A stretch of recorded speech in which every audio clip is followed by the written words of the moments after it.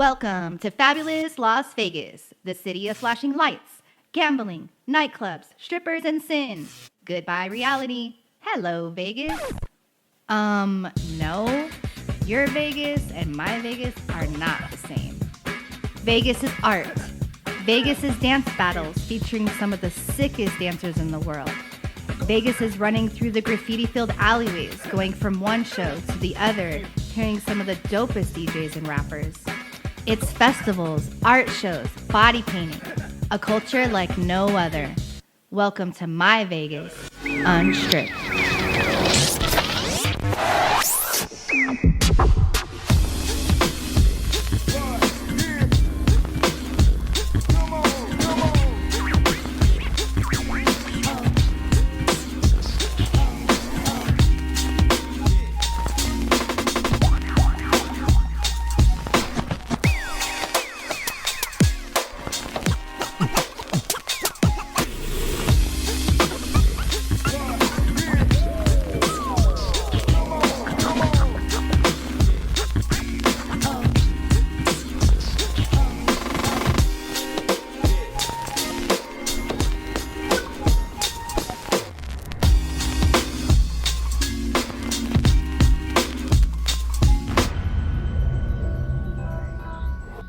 You know, a lot of people don't know the roots of where everything that is happening culturally in Las Vegas today came from. There was this small scene that started on Maryland Parkway near UNLV, and because every physical sign of it is gone now, every record store, every coffee shop, every music venue, every gallery is either closed or the buildings literally have been flattened.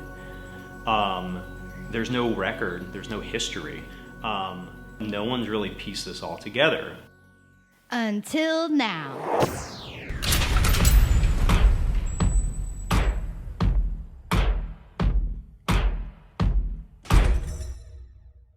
I've been involved in the arts and culture scene of Vegas since I was like 16.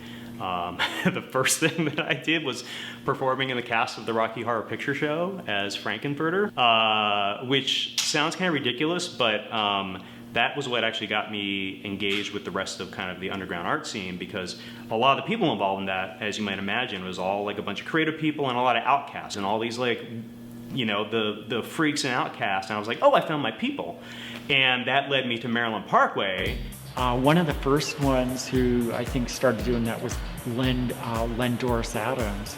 He opened up a place called the Newsroom. It was a coffee shop and like a newsstand.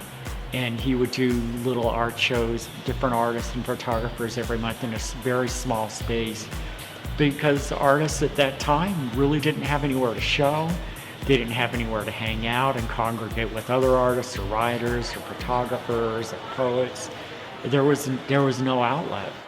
So back in the early 1990s, around UNLV, along Maryland Parkway, which is where UNLV is located, there were a wealth of different coffee shops. There was Cafe Espresso Roma, which was kind of the center of it. This was the first one to open there. Originally as the Newsroom back in the 1980s, and then it became Cafe Espresso Roma, which was a chain out of, I think, Berkeley, but it didn't feel like a chain, right? It was just this cool place that was on the like lower level of this two-story building called the Promenade, and it was very popular with college students, but also with just people who were into poetry and art. They hosted art shows and stuff.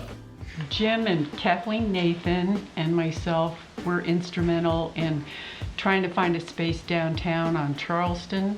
And we had faced criticism from the other members of the CAC for not staying in the Maryland Parkway area and moving downtown. It was a big deal. Yeah. We knew that downtown was it. I would say over the last 20 years, thanks to organizations like the Nevada Institute of Contemporary Art, the Contemporary Arts Center, Laser Vita, the Radiant City Collective, and a whole score of other organizations came about to really start those seeds and watering those saplings to grow into what we have today. I'm inspired by being around other artists. Whenever you're around other artists, I mean, it's inspiring in itself. When you're around someone doing what they love to do, it sparks something inside of you. Singular people, individual people, do not ever make it in the art world. It's always groups of people. You know, the Impressionists, the Expressionists, basically people get together and then they create a scene. Laser Vita was the anti-CAC. So the Anti-Contemporary Arts Collective, which later was renamed the Contemporary Arts Center. And they were a performance art troupe that really was the anti-UNLV art scene. Especially during the 80s and the 90s, where you saw like the academics from UNLV, as opposed to people who are just trying to do art, you know, and do shows and create some kind of scene. There was a little bit of a split between the two. There was no professionals at the top of that scene. Everyone was there to learn how to be an artist and learn how to curate. And that way they would have to talk to other artists and have to engage with them and find out similar people who were working in a similar fashion. Basically, the CAC was a place where future curators would go and learn the trade of you know, running an art gallery, understanding what a curator does, what it's like to look at a space and be able to curate an exhibition and how to lay out the artwork, whereas Laser Vita was exactly the opposite of that. While they were doing their art shows, right next door there were b-boy jams, graffiti wars, and MC battles happening in the underground. Eli Perez, you know, opened the most amazing hip-hop shop, you know, as far as I'm concerned, in all the world, because he had Futura 2000 do the artwork. It was a hip-hop store called The Joint, and it opened up in, I think, about 93. And it was over there on Harmon and Maryland Parkway, and then he brought African Mambata. And that's when we met Freeze and everybody. You know, I said, you know, let's do something different that people aren't doing out here. Of course, in California and other cities, you know, they were ahead of us at the time, but I felt that Vegas was lacking something of that nature. So, you know, being a businessman and just, you know, being into hip hop and just loving the, you know, the culture, I said, well, let's try something out here and see if it works. You know that I got ya. Peace to hip hop in Africa, Bambata. Zulu Nation, come in conversation. Ribbon it, slipping it. No coke, I be dipping it, dip stuff and get rough. Times are hard, so check it out. Come this way and get scarred. We came to break up shit. What brought you to Vegas? How did you end up here? There was a guy named Jeff Krutash. He had a company, a dance company out of LA called Dancing Machine. And I met him at the Roxy in New York. Wow. You know, we exchanged numbers, and he called me one day. I don't know if it's a couple of years, I don't remember the timeline, but he gives me a phone call and asks me if I want to be in a show in Las Vegas called Splash at the Riviera Hotel. And Splash was the second show that had street dancing in it. The first one was in the 1970s. The Electric Boogaloos were in a show in Vegas that was actually directed and produced by Jeff Krutash also. So Splash was like a very recognized, you know, Las Vegas strip dance show that was predominantly jazz and street dancers in it. Even though we weren't breaking like in high school and stuff like that, we went to some events. Like I've seen Floor Rock in '98, I want to say. We went to like a rave and he was getting down, and like Scotty Twist. I do remember and like that. There was a bunch of people getting down. Yeah. Stingray. Oh, what's this video for? I'm documenting the Las Vegas underground. Hey, I was telling her, oh, yeah, we have our b-boy scene, Rock Skittles, we started this shit. And I was telling her about the old underground scene, like Jekyll Hyde Flippers, Hot Sauce, Size Ain't Shit. And she's doing an underground documentary. And I figured she ought to know, like, she should look into, like, you know, what started, you know, Presto One, Floor Rock, Rocksteady crew, and we Rock Skittles crew, straight up. I was originally from a crew called Rock Skittle Crew. Rock Skittle Crew was established in Las Vegas in 1982. Okay, I got down in like 91, 92. So that's how we got involved. It was like a guy named Stingray. Stingray is the first b-boy at it. So like we met him and we met this guy named Mondo and Air Rock. And then those dudes put us down with their crew, and then we just made our own generation of it. I started breaking in 1993. Yeah, 1993 is when I got introduced, and I got into Rock Skittle Crew in 1995. And the crazy part is, like, we were all kind of street kids, so they were having auditions at a laundromat. Literally, it was a laundromat. It was Presto's place. You can even ask him. And there was actually an apartment, and then next door there was a little tiny laundromat. There's like a whole bunch of skid marks on the floor from us. Like, yeah, that's for me. Rocksteady's from the Bronx. Yeah. It's another crew. Rock Skittles was a Vegas-based crew. You understand? Mm. So like, Legs took, how can I say? Like Stingray said, Legs took all his best members. Like Stingray said, Legs took all his best members and put them down with his crew. It was me, Presto, my boy Aldo, my other homie Rocket. There was like my boy Juan. Like we all, my friend Double T. We were all in the same crew. Rock Skittles, and then they put us down with IRC. Yo, definitely want to thank the city of Las Vegas. I got to give big props to my man Flo Rock right here, because through Flo Rock's leadership, along with the guidance of Mr. Wiggles right here, they've been able to put together a nice deep squad of Rocksteady crew in Las Vegas. That's what happens. Just like everything in Vegas, there's a rise and an implosion. So naturally, the Maryland Parkway scene did the same thing. As businesses closed up shop, a new generation starts to migrate downtown. Once everyone started shifting downtown, everything on Maryland Parkway basically just stopped. Well, Enigma was kind of off Charleston and Las Vegas Boulevard if you were just going up a little bit more by Main. The front of the house was actually a photography studio. In the back, it had like a little door that you'd walk into, like a little wooden door, and you'd walk down this little driveway area, which was kind of like their entrance, and they had gardens of what they would use for their cafe. And when you'd walk into this really pretty courtyard, and it had little cafe tables. That was one of my favorite spots.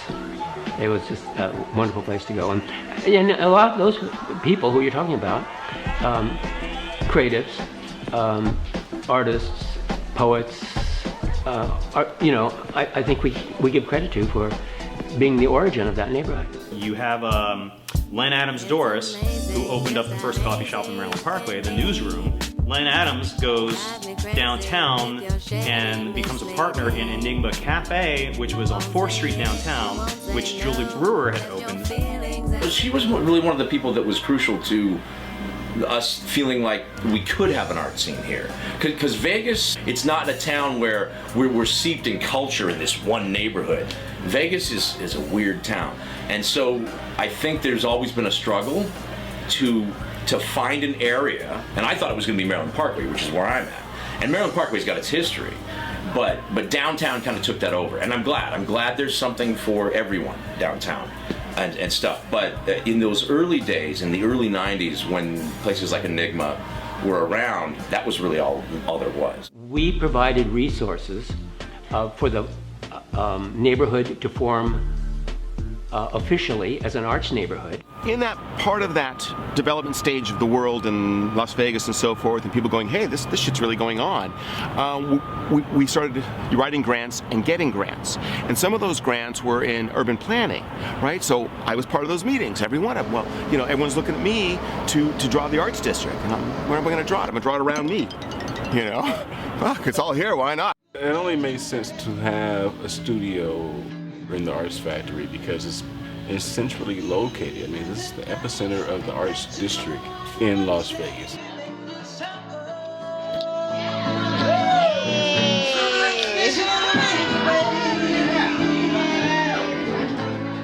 I bought the Arts Factory in 1990. Frank Rosen, Holocaust survivor, believed in me. You financed me. I was a starving artist. I had no money, but believed in me.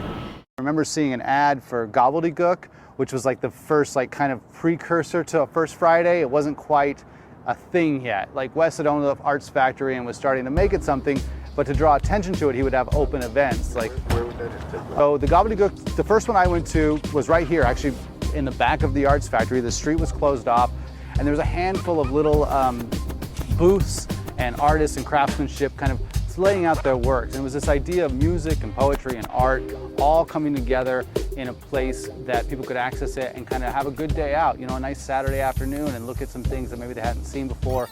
It allowed to this broader idea that maybe something bigger could happen on a regular basis. For the city, in my department, the Office of Cultural Affairs, we saw that this was an authentic neighborhood of creatives, and it would become an arts district, and how could we further its development. And so we provided resources for the neighborhood to form officially as an arts neighborhood.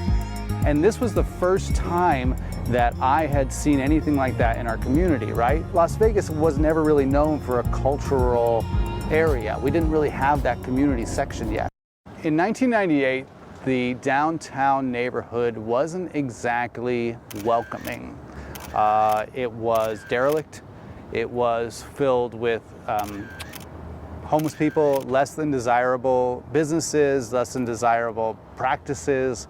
A lot of drugs, a lot of homeless people, you know, wasn't really the safest place to be. You know, to the city's credit, or county, whoever the fuck I was dealing with, I think it was more, this was a new problem for them. There were some vulgar pieces. There was Christ on his cross with a big fucking heart on out of his diaper.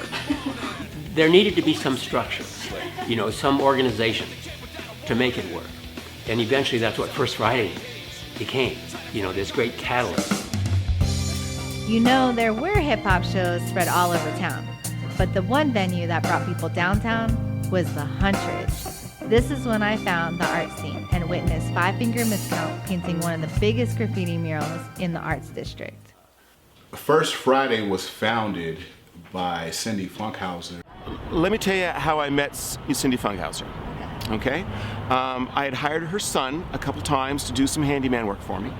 And then one day, there's a sign attached to my fence out here that says antique store over here. I'm like, who's putting a sign on my fence? So I take the sign down, the next day the sign's up again. So I start asking everyone, and they're like, oh, it's Cindy up the street, you should go meet her. She's like-minded. So I go up there and, hey, you know, and she's like, oh, you know, I'm sorry, I opened this new business and blah, blah. I go, great, but you know, maybe you should have asked me before you put a sign on my building for your building. It's a little rude. But we became friends, and then she had gone up to visit her son up in Portland. I think I moved into that building in 2000. My son was living in Portland, and I was up there on a first Thursday. I didn't understand why we weren't doing the same thing they were doing. So came home, thought about it for 6 months, started talking to Julie and Naomi. They tried to talk me out of it, but it was like, clearly it was going to happen, whether they helped me or not. So she comes to me and says, hey, I want to do First Friday. And I'm like, okay, great. It's a lot of energy for us to put that together, but you know, okay, we'll do it.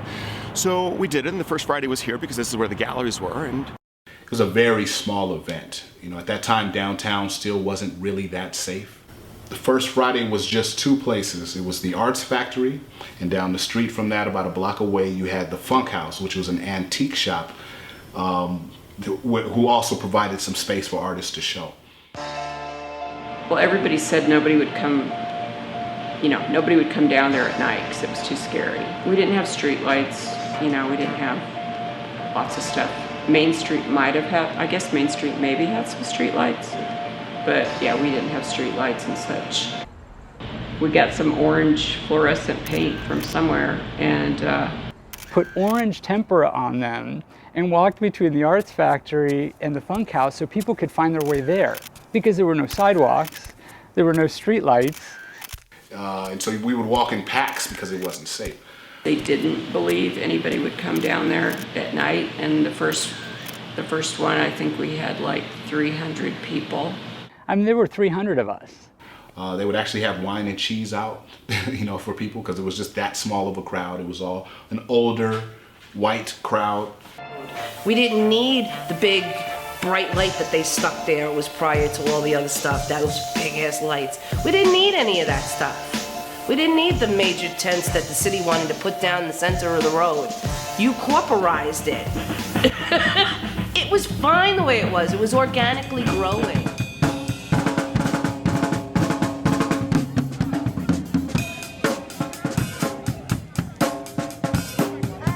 Oh, yeah, that's right.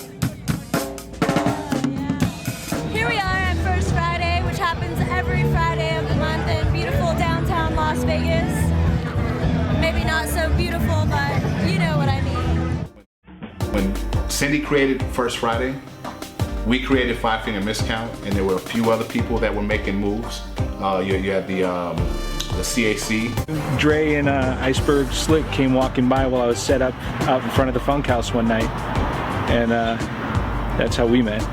And then they got me in. Five Finger had started before I got involved. It was really graffiti artist inspired and based in hip hop culture, and I just wasn't that. But I hung out with those guys for a long time, and it was all good. I think we're all trying to find our way within this arts community that was developing. Like how can I be in this community as a photographer? How can I be in this community as a b-boy? I think we were all just trying to find community and culture, and like it was starting to develop in this one area, and it was like all of us were there. So Five Finger Miscount would bring all those elements together in an art show and start showing hip hop. Five Finger Miscount was made up of like all these kind of like street artists and underground artists who weren't really getting play anywhere else. And they, Dirk opened the space that really welcomed all sorts of art, right? And he would throw these openings and like 100 of people show up. Well, you know where I did artwork first? Where? Dirk Bergman's Galleria Go-Go. Okay. When I started Galleria Go-Go, it was almost the only game in town. We're talking about, the genesis of an art scene. There were artists here, and there were always artists here, but I was an artist before I was a tattoo artist. And so I remember being young in Vegas, and there's nowhere to hang your art. Now all of a sudden, I had a place for people to hang their art. And the joke was, what is it? Hey, what do I need to show at Galleria Go-Go? And I go, fucking hammer and a nail. Just hang it on the wall. It's a party. And that's what it was.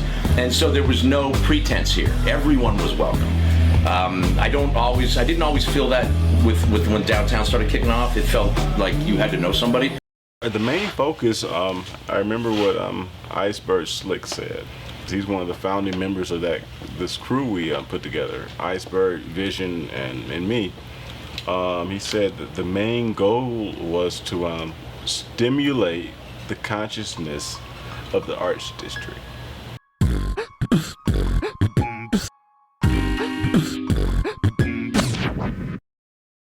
We just started doing shows because there was a lot of places where artists like graffiti artists and all that couldn't, get down and show their stuff. So we just started, doing shows at different venues, hip hop events, wherever we can, put up some canvases and let some people get down and, express themselves. We were just about it like that.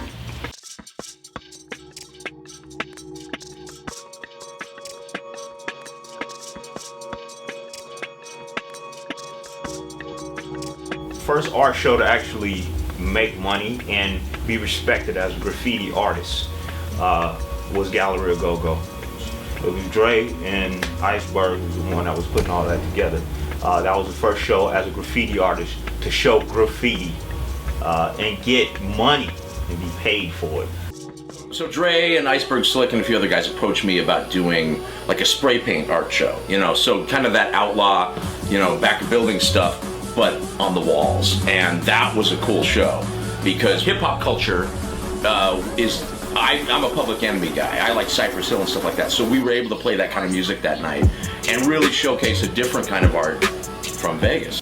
One day I was at the 100. I was photographing the Mechanism crew and the List and all of these cool artists. I think KRS-One might have been there that night.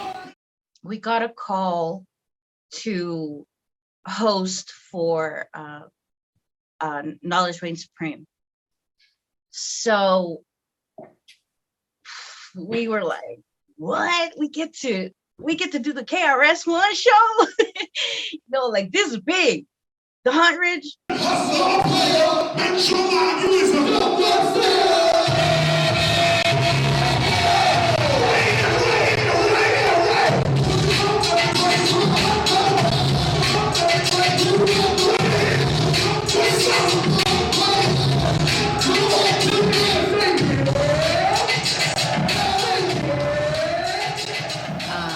And I was there just to document it. And I met this guy named Dre. He was part of a collective called the 5 Finger Miscount, and they were actually doing a live mural at the show. So I got to capture some of that, and I got to capture the artist, and then he invited me to come to take pictures of a mural that they're starting at the Funkhouse. We came in and we brought the youth. That's what attracted them to us. That's when Cindy called us. Cindy said, hey, can you guys bring some of that energy down here? She asked us.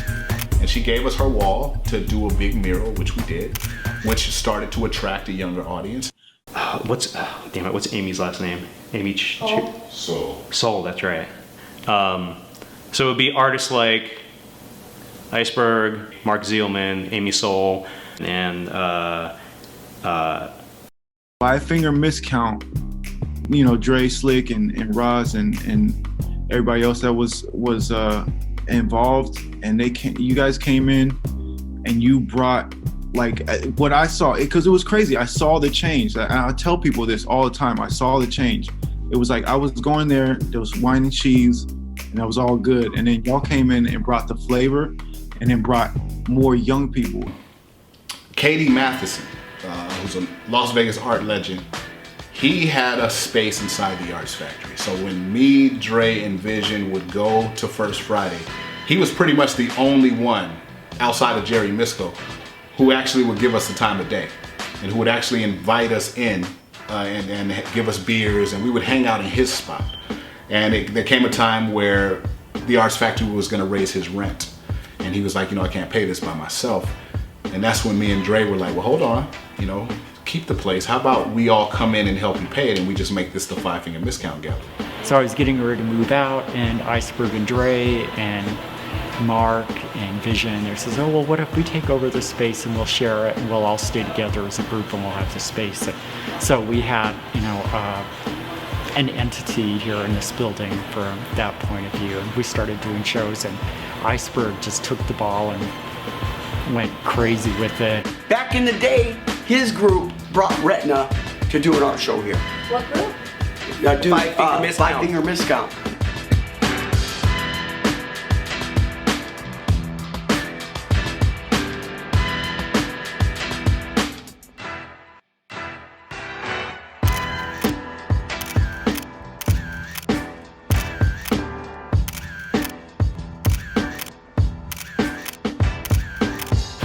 And that's how we got in there.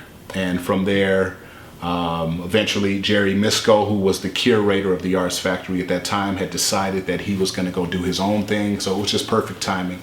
And I was able to secure the curator position at the Arts Factory shortly thereafter. I've seen the best minds of my generation. I've seen the best minds of my generation. I've seen the best minds of my generation kicking glorious incantations, retracing the birth of the American avant-garde back to the days of playing bebop jazz at the Village Vanguard. It was a lot more young people that came that was really gravitated towards that whole visual.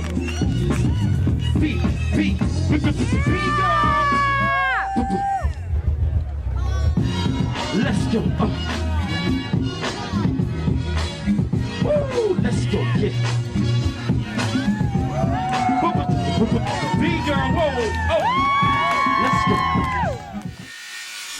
And let's not sleep on the ladies who pushed the boundaries and contributed to the subculture of 702.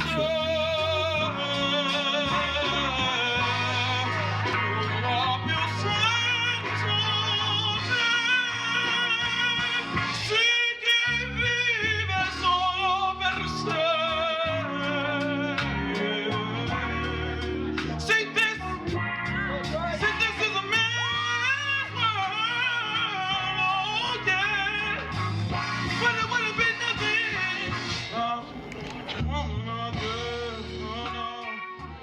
girls were kind of not treated fairly at the time.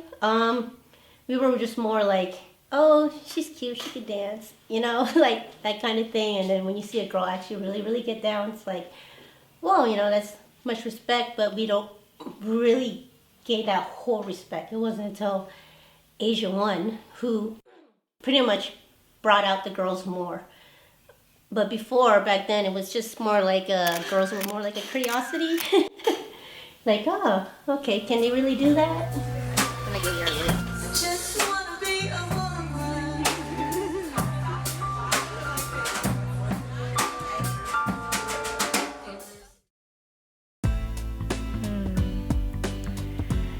My art is very personal. My work is very personal. I feel like it's engaging. It all comes down to connecting with people. Whether it's in my drawings or my sculptures or performances, the end goal for me is to break down this divide between artist and viewer, artist and experiencer, because we need each other, and I don't think that they're as separate as we're taught that they are. The art is activated by the people viewing it. I'm just pretty, right? And pretty gets you in, right? And pretty makes you win, right? And pretty makes everything all right. So why don't you just shut up, bitch, and take your pretty privilege? Ladies, don't let them ever degrade you of your success, because if I'm wearing a dress, somehow every battle I've overcome is 3/4 less. It's just a fucked up mess. I'm tired of these little boys acting like they know what the role of a woman should be and can only be, which is pretty. So why roll up your sleeves? Ladies, watch out for these thieves who act like you need them to touch your dreams. Yeah, I guess I was about 18 when I started DJing. I was a raver for a long time, and that's really how I found dance and music and expression. I went to the rave scene a lot, and I got introduced to the hip hop culture.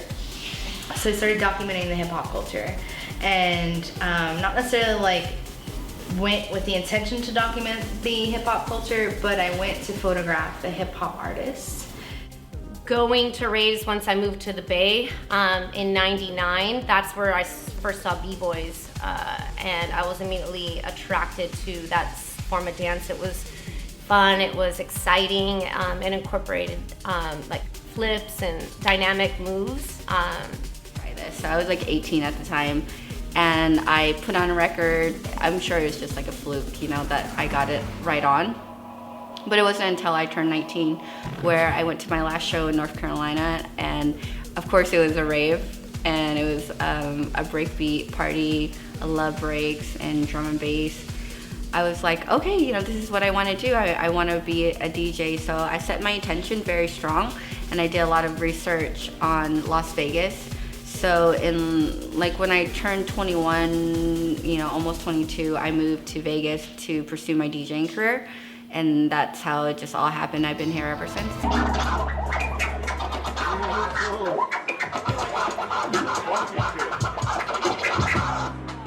With the inspiration of Lauryn Hill, I said, let's do this. So it was me, Malo, Heretic, and then of course we added Ethereal, which was an amazing element to our crew. And of course Cypher, you know, he put it down with the mixing and the recording and stuff. Ethereal, UC, they had a group called Living Mechanism, and they booked me for the first show here. Phoenix, right, I'm here for self. That's why I came for self tonight. Without a crew, what the? And I'm like, you guys is from Vegas? Because they came to California first to do a show. And I'm like, where y'all from? They from Vegas. I'm like, Vegas? And y'all got conscious rap? I thought you were painting live at my stuff first, but no. Do what? Put me on. Do what? Put him on. I love just the whole technicality of digging and what's the next song and flipping the record and the feel of it.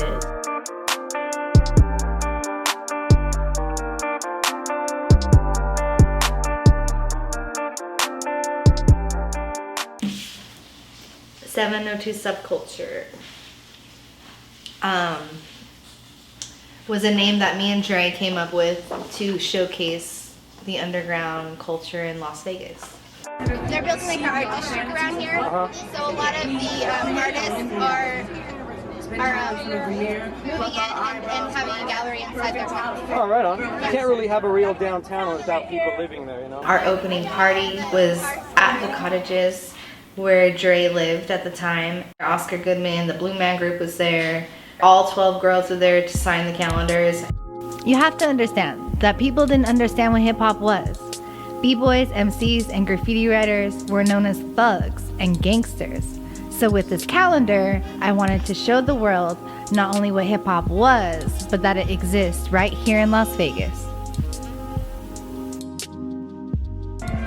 Was there a particular reason to incorporate sort of like the DJ aspect of these things? You know, I noticed a lot of pictures have like girls with the... It's not a represented aspect in this town at all. There's no representation for that in this town. And Shannon Dorn, the person who organized this entire calendar, you know, she's very much involved in the scene. She's a performer and an artist in the scene as well. She wanted to incorporate this into the scene itself. And so using that as a basis, we kind of expanded upon that to just incorporate the sort of subculture of art in general in Vegas. Because it's a very superficial town, but it has a heart and a soul, and it does have a heartbeat. Just many people don't realize that. Yeah, so when you think of hip hop or when you think of art, right, and poetry and all that, you don't think of Vegas. Not at all. Not at all. Not at all. You think of Vegas as gambling and strip clubs and this and that, and you know there's a whole new world in this, and this is kind of the subculture of Vegas, and that's why I entered the project. Because she approached me with this, and I'm like, you know what, this is a great project, whether you know successful or not, regardless. It just, you know, help bring a little light to the fact that there are creative, amazing, wonderful people in this town. Absolutely. Just when the arts district started cracking, guess what? Egos. Five Finger, yes. I wasn't Five Finger, yes. I was opposite of you. Talk back to the interview now. I was opposite of Dre. Like, I came here in the early 2000s looking for something, and the yards, like, there were people separated already, and I went with one. Excuse me. After Dre and Five Fingers sort of split ways, I was kind of like, for lack of a better term, like on Dre's side of things. So I would go hang with him, and I helped him paint a mural, the Birth of the Art Scene mural. That was, I mean, it was just a great experience and a good way to like build a bond. A lot of artists had respect for me and Dre. So you had a lot of artists who didn't want to pick sides. You know, they didn't want to appear like they were down with me or down with him. You know, they just kind of stayed neutral. When you get that many creative types together, trying to work together, you're going to get a lot of arguments and a lot of heated, passionate discussions. And I think those could get out of hand sometimes, and I would be happily involved in them, to the point of getting physical sometimes even. And I practically almost killed him and him. A couple times. Man, we fight over everything except the art. If you wouldn't accept me as a human being, I'll fuck you up. Some guy that was hanging around, he was a friend of Katie's, I can't remember his name, but I had to put him up against the wall. That was fun. Like, seriously, I almost wanted to, like, seriously do bodily harm to both of them. Oh, I remember yes, it was, I remember. Oh, we fought on Friday, opening night, and they didn't talk to me the rest of the weekend. Well, he drank all my fucking beer. It was the North versus the South. I was running the Arts Factory. Dre and his crew were running the South Side by the Funk House, and they had the bungalows there. And every first Friday, it was a competition to see who could pull the bigger crowd. It became like some Tupac Biggie shit. Yes, it's so funny because it was like this part of the arts district versus it even made the paper like that. And you know what really fueled it too was the fact that Wes, who owned the Arts Factory, and Cindy, who owned the Funk House and who founded First Friday, hated each other. So here I am with Wes, here Dre is with Cindy. They're at war. It only makes sense that we go to war too. It was stupid. It was all ego. Like, it's dumb. Like, we could do things a lot better together than we could against each other. I'm not making a penny. And it's building, and energy's building, and people are coming, and I'm paying for everything, and the city is in my face. They're in me. The cops are in my face. The trash guys are in my face. They are costing me, and I'm just like, what the fuck? And of course, hip-hop had their own battles too. We didn't really, like, take credit for anything. Like, we were just a bunch of white guys that rapped. You know what I mean? And we fucking loved it. Like, it was not a joke. We'll battle anybody. Like, I won a fucking 1,000 rap battles. I don't know if you know any of that shit. We're driving down the street by our house, and we seen some kids breaking, literally, in front of Jack in the Box.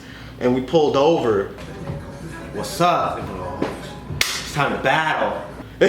And we got out the car. Now, mind you, we're like 28 already. Yeah, I'll fight you. I'll fight some high school kids. I'll fight nothing, bro. You know what I'm saying? The more fighting there is, the more tension there is, the better product you come up with. Because if everyone just agrees with everything, you're gonna end up with a subpar project. And we see this from some of the greatest rock bands of all time, some of the greatest rap groups of all time. There was tension where there was beauty.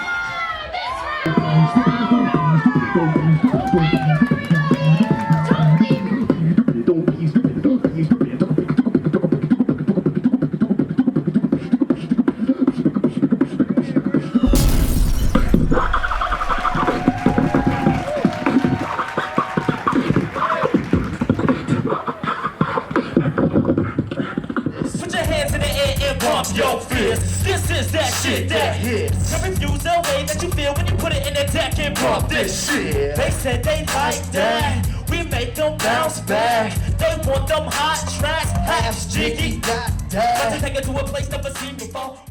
And to us, it was exciting, man. When we first started rapping, they didn't call us Eminem. They called us fucking Vanilla Ice. That's how funny. You know what I mean? Yeah. Tell me, can you feel that? Bang this shit. It make you wanna drink that, smoke that, and get bent. I can still down on the toe, I'm just letting you really just all that you got. I ain't not pushing your nose in the air, the audio falling, you know it's hot. In the city of Las Vegas, they had their own egos.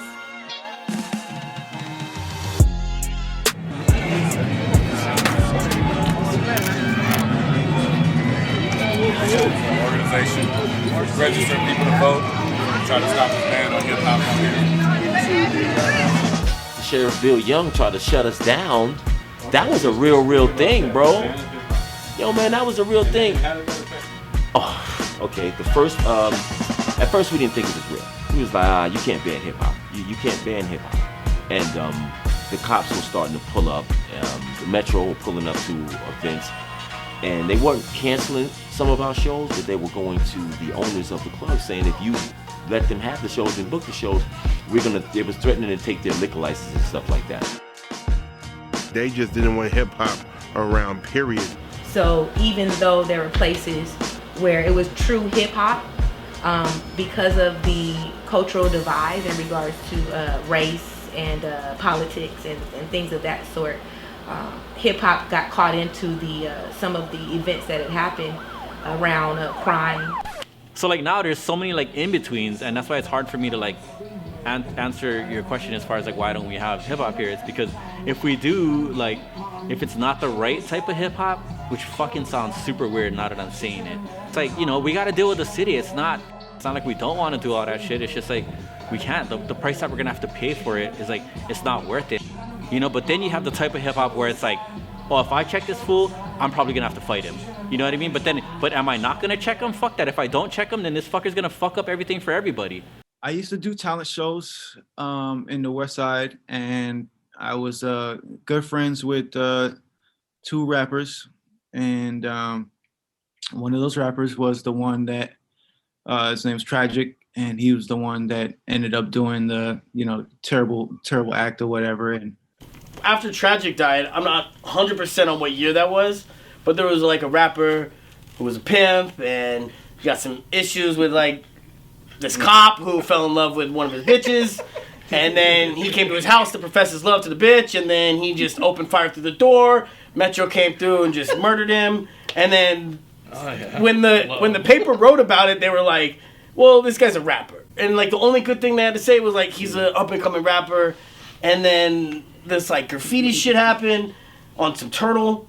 And he was like off with their thumbs, you know. Off with their and then thumbs. Vegas was like, you know what, hip hop's dead. Like we're canceling hip hop. I remember when I first moved down here, and that's another reason why I didn't really want to get too involved with illegal graffiti after moving here, is because there was some shit about Oscar Goodman saying he was trying to get people's thumbs cut off if they got caught for graffiti, and I'm like, I don't really want to get involved in that too much, you know. Like, I had my fun, so it's time to take life seriously and try not to be arrested for painting on a wall.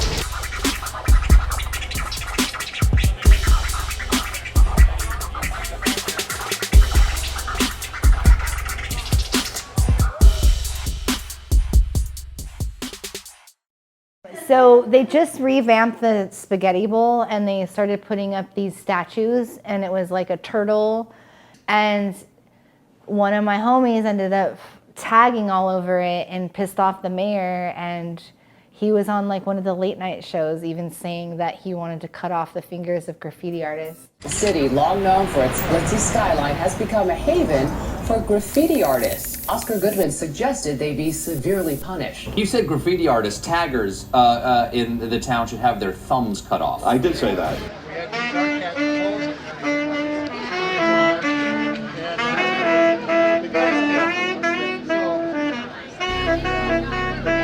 Graffiti isn't art. Graffiti is vandalism because no one asked for it, and you're putting it there to express yourself without anyone's permission. If you have permission, then it would just be plain art. You probably get paid for it. The mayor also proposed bringing back whippings and canings. How the fuck did they get down that way? Well, you see that hole on the opposite side in that piece of wood? They hope that they don't die when they get down there. Are you gonna go down? I would never go down there. It's too far. We were looking for an avenue to perform. So at that time, there weren't very many venues where, you know, hip hop was allowed in. The problem with hip hop back in the day, and honestly, it's something that still goes on, a lot of venues want to host hip hop artists because they were worried about the crowd it would bring in, which we all know is secret code for just racism. Honestly, that music was mainstream. It was total mainstream. But a lot of casinos don't like to see a bunch of black people walking up in their club. What happened is we bumped into Presto at a JC Park. Back to middle school where you took your cross. I knew styles is dumb. Hey yo, I come from the top of the mind. Fucking cats up. Hey yo, I want to shine. That's mine. And word is born, son. I'm staying on the run with my music and dudes with some of the hottest clicks. That's fair shit. About 15 projects and I ain't even dropped yet. And that's real. And I'm so ill I bust like a steel. And all these pussy niggas get killed. So when I was younger and I really wanted to become a DJ, I'd go to the park and I would see like Presto One just cutting it up and DJing for the B-boys in the circle.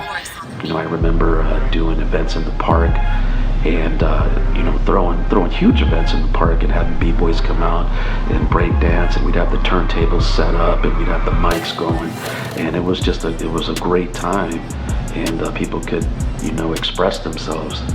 DJ Presto, DJ 5, we had Rock Skittle crew. It was something else.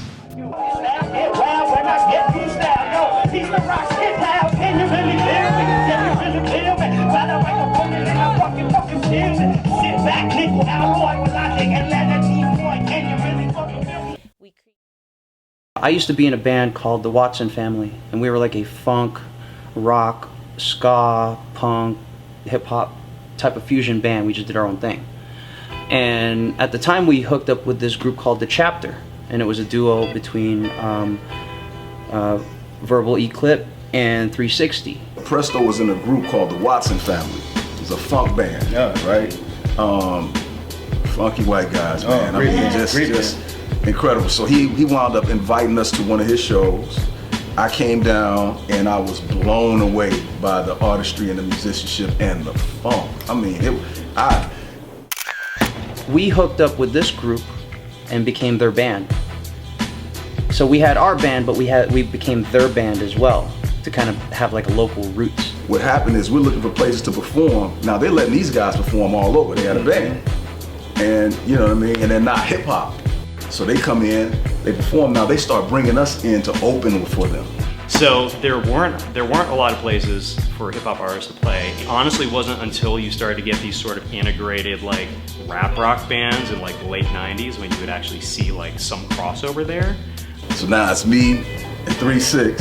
Everywhere they play, we're their opening act. So now we're playing all the time. Other guys don't have a band. And they don't have clean-cut white guys to go in and get the gigs. Yeah. So we send them in. They got guitars, and they don't necessarily tell them what we're gonna do. You know what I mean? But then we get the gig, and we playing all over the city. And then we just surprise them. Yeah, we playing. I mean, before they know it, we already on stage. I'm already doing my thing. You know what I mean? They thinking probably gonna get a rock band, and they wind up getting us straight raw hip hop.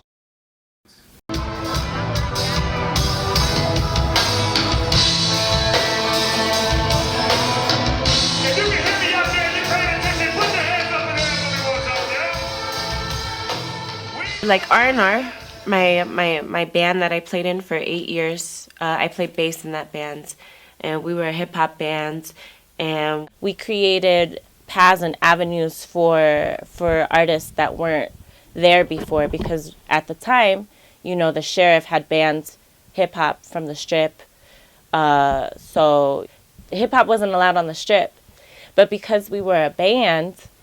And we billed ourselves as such, as a funk band or whatever band that wasn't hip hop, we were able to kind of like maneuver our way in places that other artists couldn't.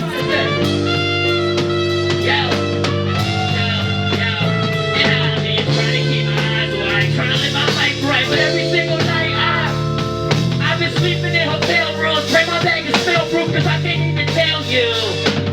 The last time I went home, the last time I had a real meal, I be drunk hanging out the window. And they say, yo, this kid's the real deal. Taking all things, like who you get. MC Search says he's the Forrest Gump of rap. I think Phoenix Orion's the Forrest Gump of rap. Like he's been. I mean, his brother is Supernatural. Supernat, come on. Yeah. At the time as well, before I moved here, I was living downtown LA, and already knew Iceberg. He called me and asked me, he's like, man, you know like Mir One? I was like, what? I said, he's here right now. Mir was at the house. My roommate used to, he was selling bud. And Mir used to come cop his bud and stuff like that from us. So I was like, he's here right now. He said, really, can you introduce me to him? And I thought nothing of it. It's the homies, Iceberg, y'all. It's my homie Iceberg out in Vegas, man. You want to talk to you about something. So I didn't know what the hell y'all was doing. I didn't meet you yet. I didn't know you guys yet. That show was awesome because it was like really different than we'll do like warehouse shows downtown in LA, but this was like out in the middle of the desert in some flat 1950s vacant burnt out zone. It was very Road Warrior, postmodern, Blade Runner vibe to it. It was cool. No, this wasn't for him. Like Mir is a real spiritualist. Like coming to Vegas, he didn't even think he had a scene in Vegas. He didn't think nobody even knew who he was in Vegas. And then he called me back and he was like, yo, man. He's like, yo, thank you, Phoenix, man. And Five Finger Miss Guy. He said, yo, he said, actually, bro, he said, I never made that much money in an art show before. I said, what? He said, yeah, that's the most money I ever made at one time in the show. I said, wow, man, good for you, bro.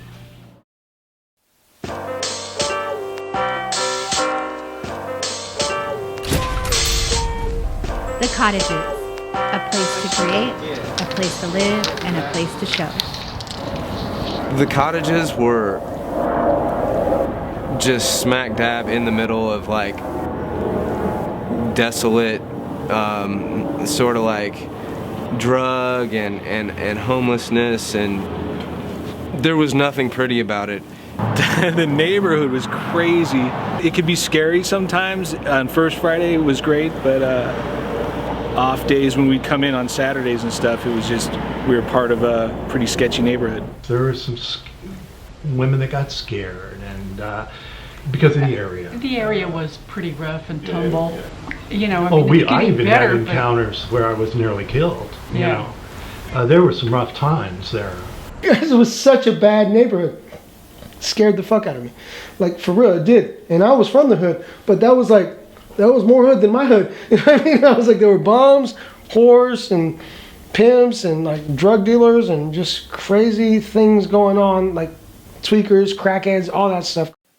In the center of, you know, where all this art was sort of like happening, like the nucleus of the art scene was just chaotic. Well, 1 month, Dre got a space there, and I thought it'd be a good idea to follow him. So I rented the space next to Dre, and we started it up together, I think. Dre likes to think he started it, but it was both of us.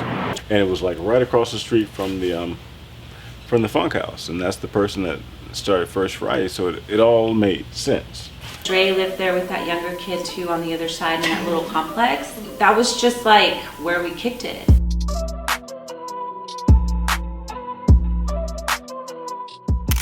It was on Casino Center.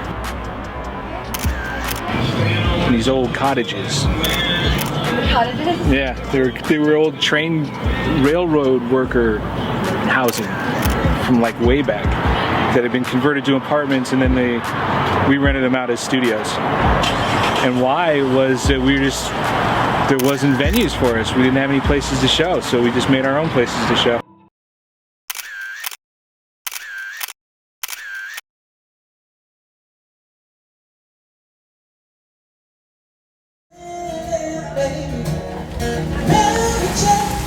Aw, shit. You guys, maybe you should wait.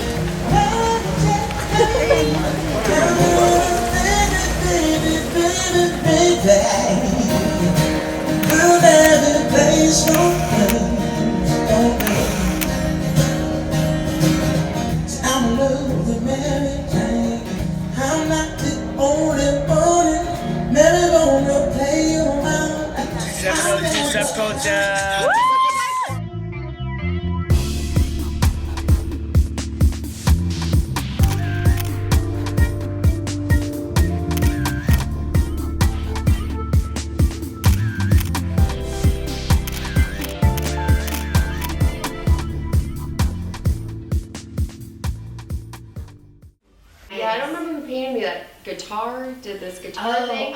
He was also very nervous. He put lots of layers on my front and then was like, just turn around. And then he was like freaking out while he was doing it. Yeah, I'm like, oh, you know, we're talking about his girlfriend. And he's like, you probably shouldn't be doing this right now. So we basically turned around and he's like, okay. And then did a really cool guitar on my back. The front was making him nervous. Right? Yeah. He's like, boobs. Yeah. As the scene grew, crews started forming. There were a few other little crews who were doing different things. No one was doing what we were doing. Everybody was in their own lanes. But it all came together as a perfect storm at the right time and created an explosion that resulted in what you see today. My legs are tired, I've been running these streets. My heavy bars being crushed in these beats. If we're talking about a king, the discussion is me. These rappers looking like something to eat. Yo, I seen the Lord take a mother from 3, now little cut. So I'm not really fully understanding what Microfy is. It's a collective. Are you producers? Are you rappers? We're everything. So It's a collective of people. It's like Creative. it was a little bit of everything. That was what the whole point. It was a collective, and it was an art collective. So Scott Wood ran galleries like plural. We didn't know we were going to turn into a collaboration group. We just started working on a board that was there. That's really what happened. They just never went home. They just kept coming back for 8 fucking years. I can't get rid of them. 8 damn years. So I might as well do art with them. We just had we were part of this collective at one point, which was called Macrofy. But it was hip hop, it was poets, it was all this thing. And it just felt amazing being part of that. And, the Waste Your Life, Be an Artist crowd was Scott and them. And we were just a bunch of punk kids doing art. Art to me, has always been that universal you know, social lubricant between creators that no matter where you're from, man, I mean, if you love to fucking paint, even if you don't share ideology, creating, to me, no matter what medium, is something that is such a, it comes from somewhere that we can't really describe, but it's something that's inherent in our nature.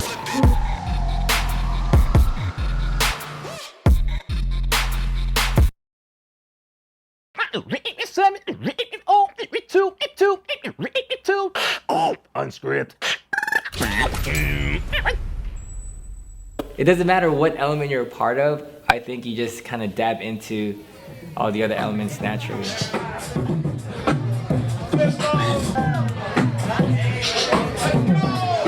Beatboxing is hip hop. Look at what the elements of hip hop are. There's DJ, breakdancing, there's MC, and choreography. Honestly, hip hop is pretty much my lifestyle. Well, I mean, as far as I hear, the elements are pretty prominent and definitely relevant, because if you weren't doing that, then you weren't doing hip-hop personally, because you had to have the b-boys, you had to have the graffiti artists, you had to have, you know what I'm saying, the MCs and the DJs going through it, man, because you had a lot of DJs, man, like where it be Presto, and then like, you know, Shane Stream and people like that, you know, like, you know, DJ Rec 1 and all them, you know what I'm saying, Warren Peace, 5'8", or just E-Doc, you know, like a lot of these DJs, man, like they're the ones that set the template, man. They set the soundtrack to what we were doing. I said I love that woman, but I hate that bitch. My lady's good and the angel, but she's bad as a witch. So the hip hop site was a underground online hip hop shop. They were also working closely with Pizzo and DJ 5'8" with the Word Up Show, which was 91.5 KUNLV. And during that time, the hip hop site would host the meetups to try to help with the ban of hip hop.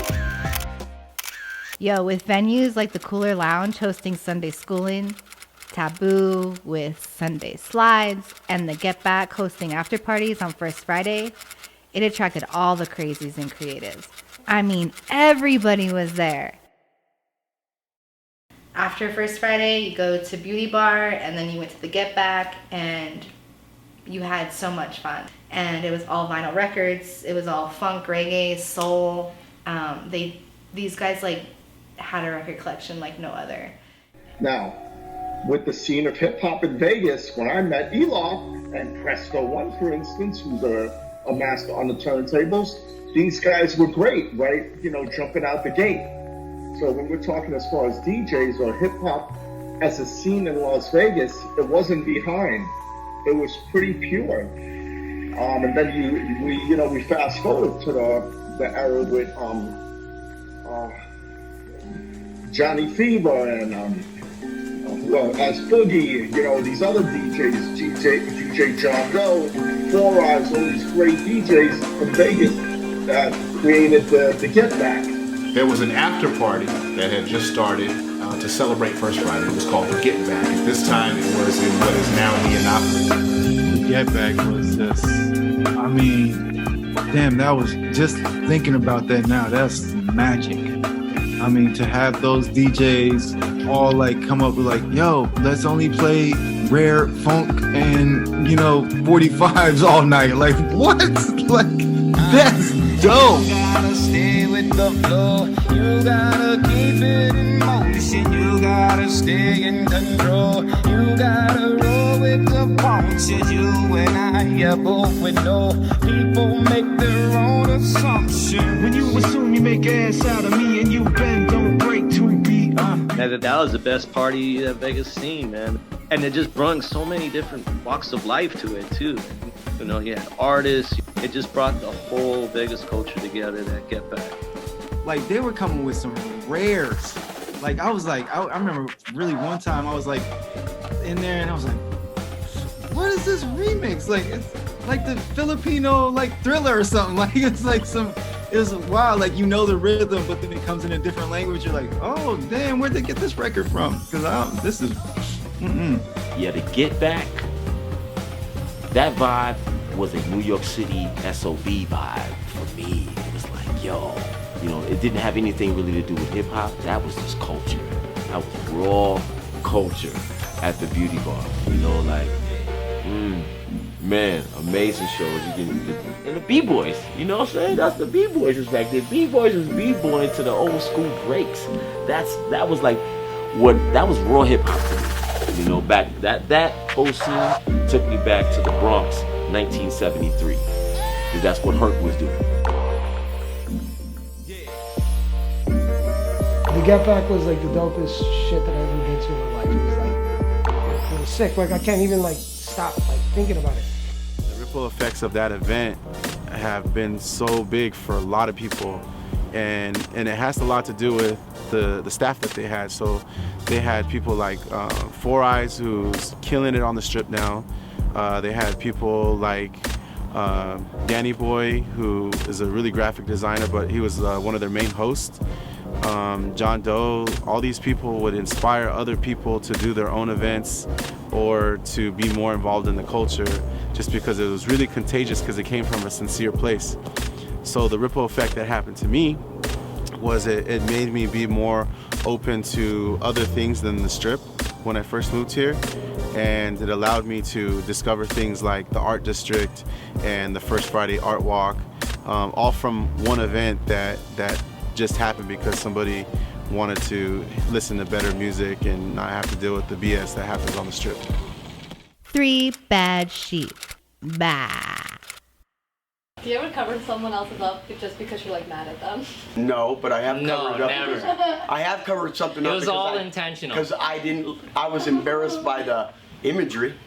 Yeah, right here. Embarrassed? I don't know. Oh yeah. You see this guy? I made a penis. Oh, that's 2 times I've done it then. Lying ass. I did a penis. This motherfucker. Coming on his face. So he covered up the penis and wrote "Not today." I didn't like it right next to my character. Why do you think it's important for artists to collaborate? It helped me. It helped enhance me. Jesus Christ. It opened You my said brain. it helped you. Will you fucking shut up and pay attention to the interviewer, please? Fuck. You said it wouldn't. Don't worry about what the fuck I said, I'm please. listening to you. Okay, listen, but don't talk. What? I'm helping. Okay, you answer the question. Yes, it does. It does, because it opens you up into other interpretations of what you think should be.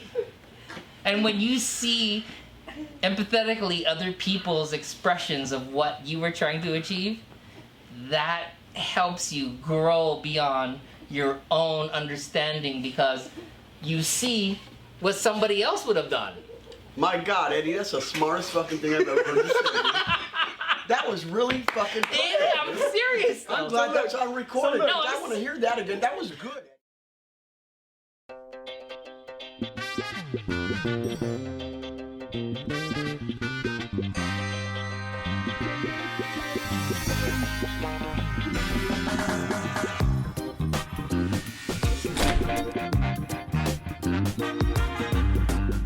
The city did a little bit of work, private investors did a little bit of work, all built on the backs of all the actual work that artists were doing for years with no money and no backing, and but that's called gentrification. Well, I mean, I could see it, I mean, growing up in LA, watching downtown Los Angeles boarded up through the 80s, turning into what it is now, like I could see it happening here a lot quicker, a lot faster, a lot easier, and I see it every city I go to. It's the same plan has been carbon copied and stamped across everyone's city around the world right now.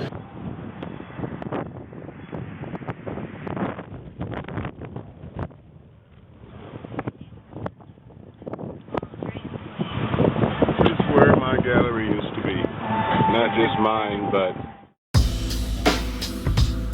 Now you look around downtown and there's a mural covering every single wall, and it's all different styles, and they bring in, Shepard Fairey and D-Face and like all of these like really world-renowned street artists. When at the time, 10, 15 years before that, like this was considered like lowbrow. It was not even considered art. what moment or what epic in history artists have always created. Whether you go to Pompeii, which was destroyed by Mount Vesuvius in 79 AD, and you look at the graffiti that was left on the walls of Pompeii, to, you know, contemporary Las Vegas, just walking down in any of the alleyways down here.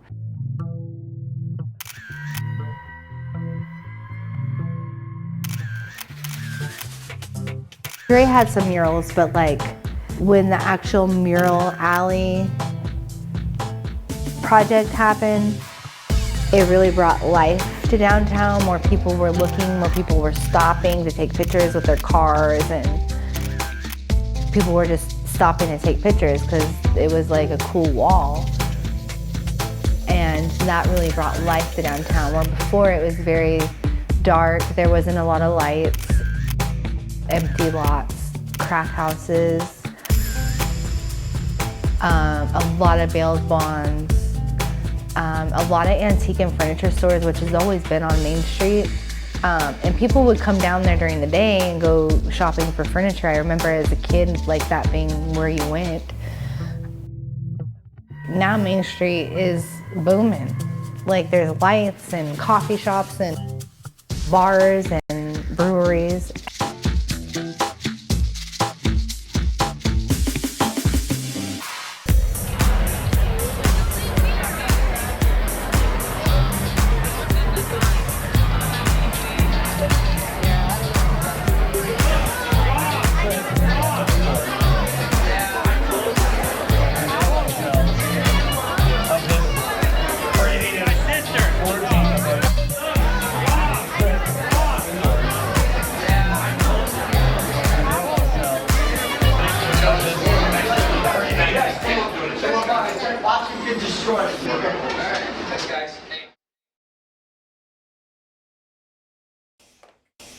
So initially we started Zoologic was, the goal was to create another scene. And as time developed and time went on, we slowly met kids that wanted to break, and it slowly kind of grew into what it is now. You know, I have a program that's been going 5 years. Currently, they are the American national champions in the adult division. And even though some of them are like 7 years old, like literally like 7 years old, I can hold them like with one hand. And now my daughter's 11 years old, and she's been a traditional dancer for a few years now, and now she's getting into breakdancing. So getting into that culture for her is like... Zoologic was really just there to create the next generation of hip-hop and b-boy culture and community in Las Vegas, and to make sure that it kept growing and that Las Vegas could be like one of the dominant places in the world with some of the best b-boys, but also some of the best people. So it wasn't just breaking, it was really trying to develop a community. And I don't teach people how to be great b-boys, I teach you how to be great people, and then you learn how to dance too while we're at it. Because we go in and teach young men how to be positive in the community with the culture of hip-hop doing their thing, you know what I'm saying? So a lot of people that's older, like your parents, grew up off of this thing called hip-hop, you know what I'm saying? I'm proud of you, keep doing your thing. What's your name, man? Santana, make some noise for Santana, y'all. You know, because I traveled a lot doing performances and doing shows, and it finally came back around to where I was one of the principal members of the Jabberwocky show that opened up here in Las Vegas. Shout out to the Jabberwockies and Knucklehead Zoo. Like, they went public, you know, they took it to TV, like real TV. So they're a big part of our scene as well. You know, they made it to the Strip, have their own show, you know. I'm proud of my city. You know, I remember when there was a time where people would say, oh, Vegas has no culture, and I used to get mad because we were all here. We were all here doing our thing. We were the culture. We are the culture.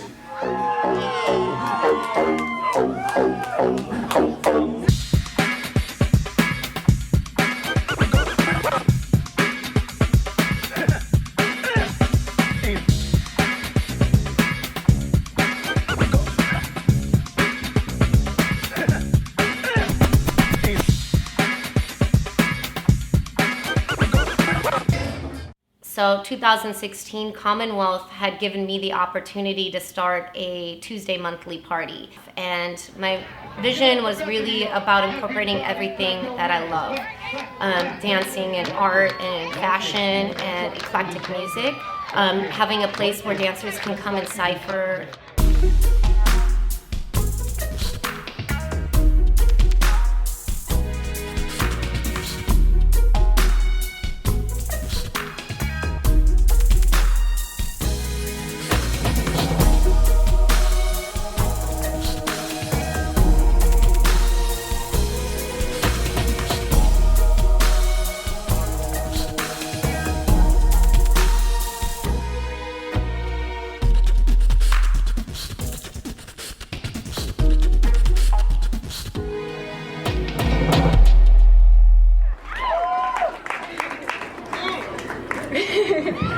Alright, so I think we got time for about one more, and then we're going to clear the way for more open mic.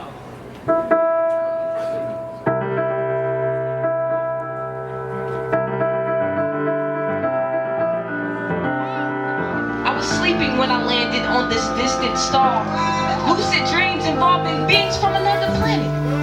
I think the universe sent me back to Earth. I've been stranded. In my innocence, is that you taught me how to pray? Religious contradictions, you would judge me anyway. Now that I'm back inside my body, reality's fading. And since I haven't said this before, you all humans, you're amazing.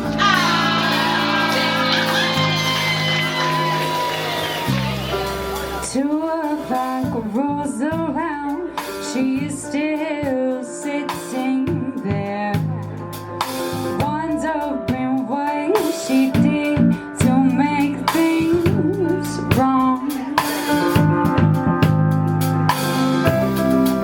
He turns away, can't seem to raise his eyes. There is too much inside to bear. Where do they go from here? It started in 2010, Raw Remedies. And I, had been wanting to do an open mic because there was nothing that was geared towards anything culturally outside of what Las Vegas was known for. You know it's not me. Your girl just wanna be free. So get on. 1, 2, 3 into the 4. I'm finna grab a bag. I need some change. I'm out the door. You know the times are changing with the swing in my hips, and it's more for me to love you than to stacking my chips. And don't you even double text me.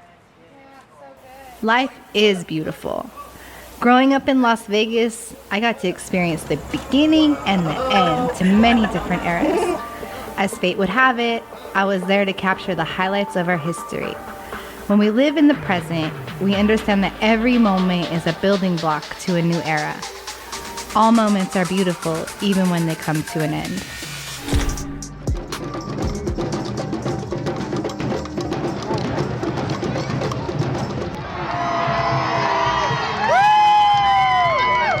Oh yeah!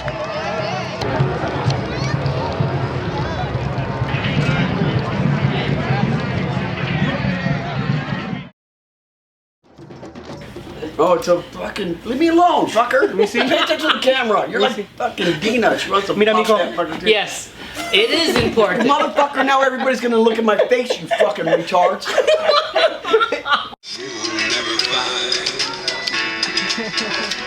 No matter where you search, someone who cares about you the way I do.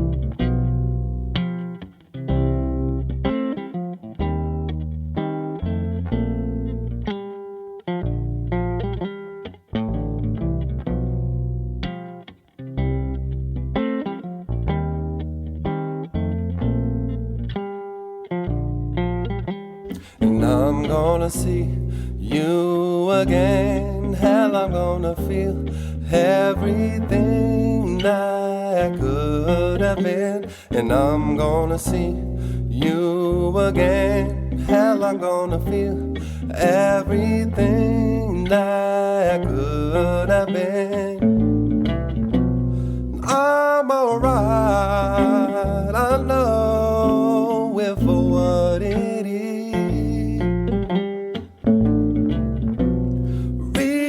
Replay it all over again. Replay it all over again. Yeah, yeah, yeah, yeah. It's hard to describe what a loss like losing Alex Huerta feels like. I think many of us still can't believe it. It feels impossible to lose someone so central to the landscape of so many of our lives. There's nothing that can take his place or fill his void. I can't tell you how many people have told me their own version of the same exact story. Alex was the first person I met in Vegas. Alex was my first friend at the Arts Factory. Alex made me feel welcome when I was starting my art career. If I can leave you with any message today, it's this. Tell your friends how you feel. Hold their hugs just a little bit longer. Forgive each other and support each other. Find peace in art and in each other. It's what Alex would have wanted for all of us.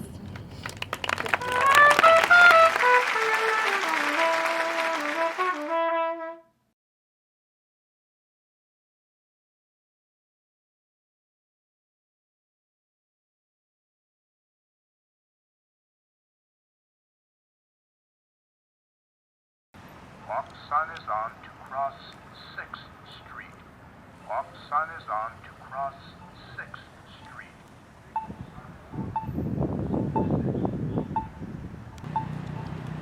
Walk sign is on to cross 3. Walk sign is on.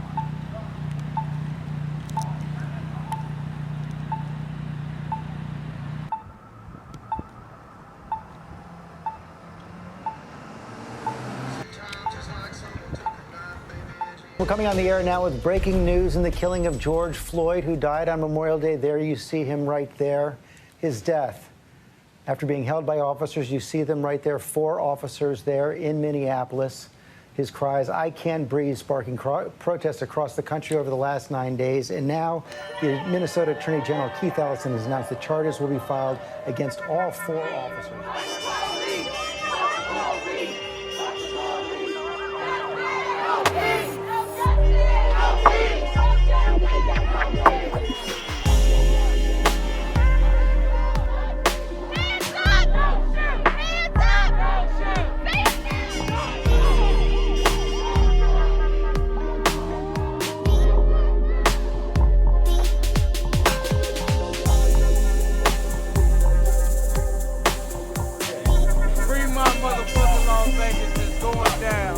Fuck the police, 100 rounds, nigga. Fuck it, 150 back.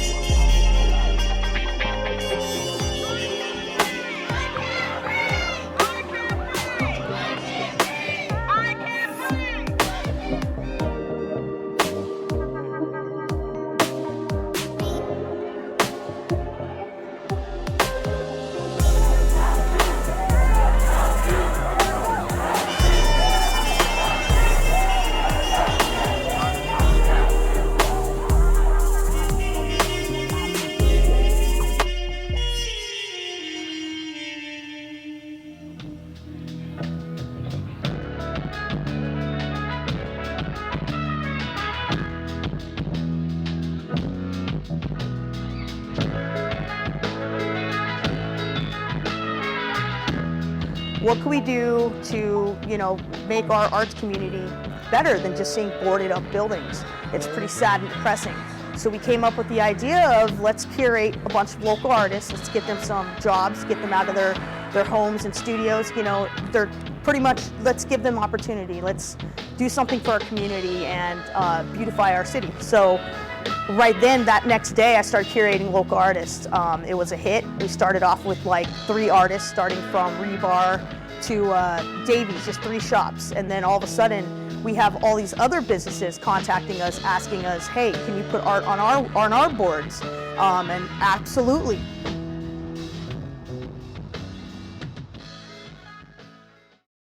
Our downtown Las Vegas community came together to add a little color and brightness to what was a very dark time. The city of Las Vegas had an amazing grant program where they gave businesses money to put plywood up over their windows, but make sure that they were covered with beautiful pieces of art. The city provided the supplies, the businesses brought in artists to supply the beauty. Unheard of. Casinos closing in Las Vegas. Who would have thought?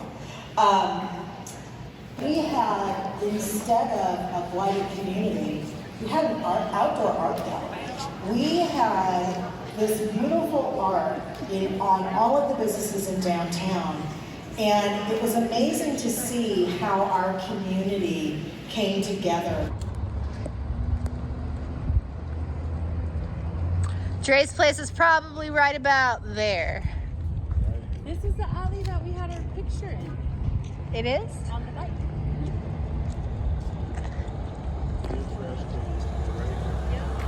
Where was the trash can? And where was the tree? In that parking lot. Underneath this parking lot. There was a big tree right here at one point. This was all dirt. Dirt. No sidewalk. That had a mural. I remember this view. You look back at those days, and those were really pioneers. I mean, look what Jim Stanford was doing with Small Works Gallery. Trifecta Gallery, what Marty Walsh and Stephen Spahn had done. That was people coming together and collaborating and creating beautiful art and creating a beautiful scene where no matter what gallery or what space you went at in this neighborhood, everybody knew everybody. And that's the beauty of the fledgling art scene and really the arts district. You know, because again, when we started, that neighborhood was unsafe. Now it's like, I'd sleep out there overnight. But no, I wouldn't. I think we paved the way, not me personally, but just whoever was involved in anything downtown. It paved the way for what downtown is now as far as culture and music, for sure. From my opinion in this city, once sort of the strip and downtown and more local and tourist sides merge, which I think they are too, beginning to like slowly dissolve kind of, I think that's gonna produce a really like top class art culture here. I'm more convinced than ever that the quality of art that's being produced here is superior to the national average across the board. That it really is world class. Why is that? Because it's harder to produce it here. You have to be better. You have to be better than they can find at home. You know? I mean, it's just that simple. It's that simple. Vegas does have a culture. I'm happy to say that. We do have the art culture, which is what we wanted to create from the jump. And we helped create that for Vegas, so it's here now.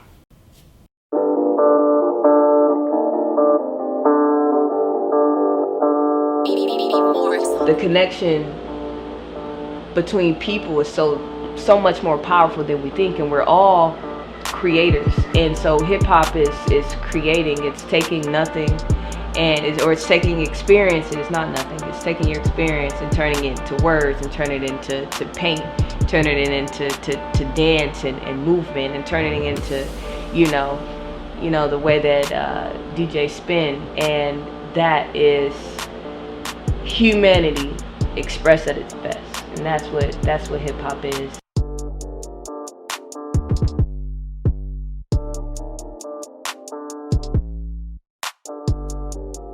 I've said for many years, you can't build old shit. And artists, we take old things and we polish that piece of sand and we make it a pearl. We go, look world, look what we've done, you know? Beatboxing is hip hop, and beatboxing is my life, so therefore hip hop is my life. These fucking guys have become like an anchor to me, because I was kind of transient in my life, and even some things happened where I was like, okay, you know what? I'm just gonna go back to LA and eventually go to Mexico. I'm just gonna travel some. But I realized that I never had this much success in art in my entire lifetime since I've been with these guys. And the only thing that was happening for me in LA was going to jail for doing graffiti type shit.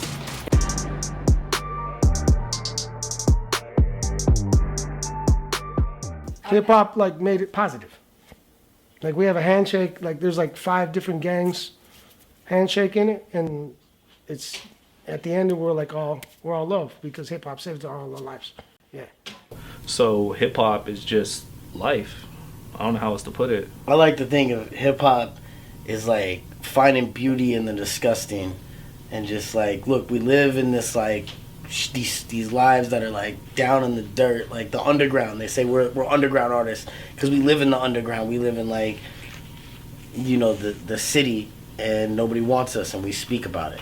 Taking something that's dirty, taking and something grimy, dirty and making it beautiful, that like dusty shit, and you know, like polishing up our struggles and putting it on display, Yeah. and people praise it like a trophy. Like my pain. Exactly. you're I getting, talk about like some addiction and shit, and people are like, "Yeah, man, thank you." You know, Yeah, It's because like, we're helping you in some kind of way, whether you relate or you know someone who's gone through some of the shit we've done. It's culture, it's love. It's emotion. It's emotion. It's life's soundtrack. If it wasn't for my camera, my life would have really took a different turn. And through these interviews, I learned that I wasn't alone. It doesn't matter if you're moving your body or a paintbrush, art saves lives.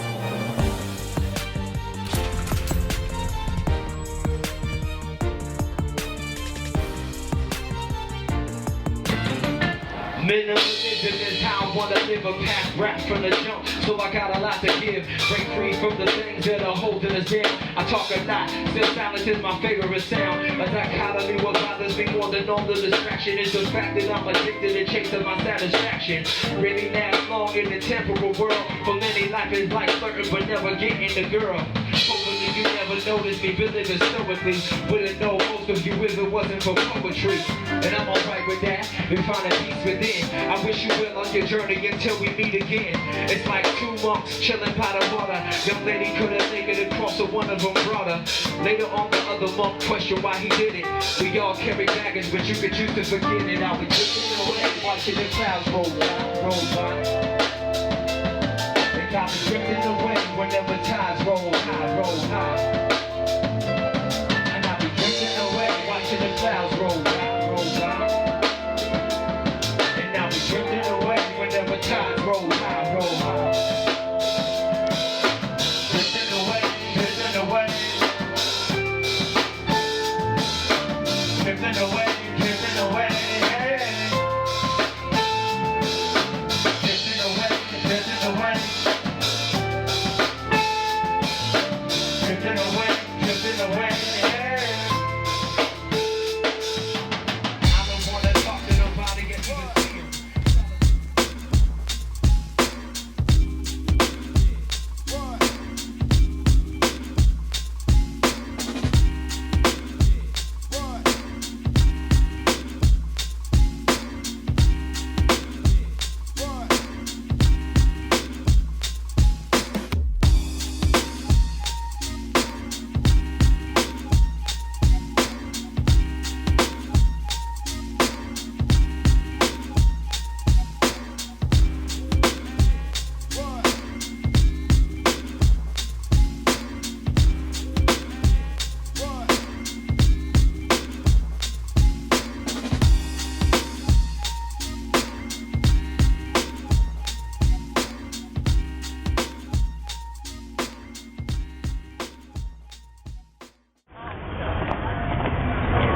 What's going on, man?